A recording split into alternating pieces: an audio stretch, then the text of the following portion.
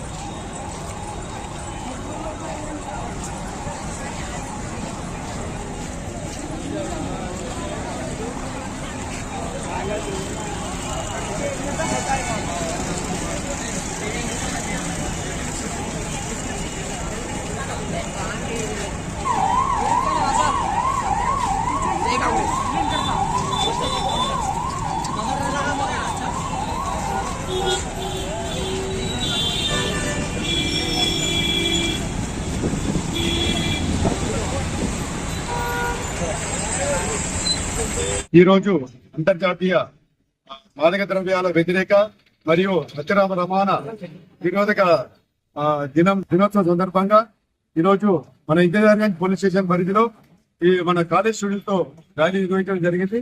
మెయిన్గా ఈ మాదక ద్రవ్యాలు మెయిన్గా ఈ రోజు యువతను టార్గెట్ చేసి వాళ్ళని తప్పుదో పట్టించి వాళ్ళ భవిష్యత్తును నాశనం చేస్తున్నాయి.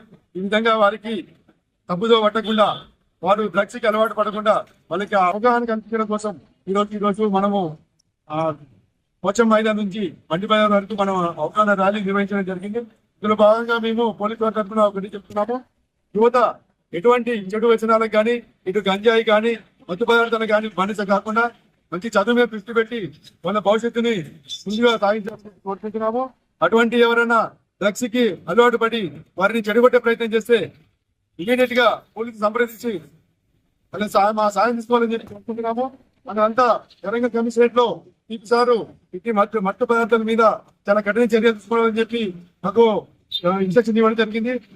ఆ ప్రకారంగా మేము వరంగల్ రైల్వే స్టేషన్ మరియు బస్ స్టాండ్ లో ప్రత్యేక నిఘా పెట్టడం జరిగింది. మనం అక్కడి నుంచి రైల్వే స్టేషన్ నుంచి ఎటువంటి అక్రమణ జరగకుండా మేము నిరోధిస్తూ ఎప్పటికప్పుడు సమాచారం తీసుకుంటూ నిరోధించడానికి ప్రయత్నం చేస్తున్నాము. ప్రజలు కూడా ప్రతి ఒక్కరూ ఇటువంటి దీనిపై అవగాహన తీసుకొని మాకు ఎటువంటి సమాచారం ఉన్నా ఇస్తే వాటిపై కఠిన చర్యలు తీసుకుంటామని చెప్పి ఈ సందర్భంగా కోరుకుంటున్నాం.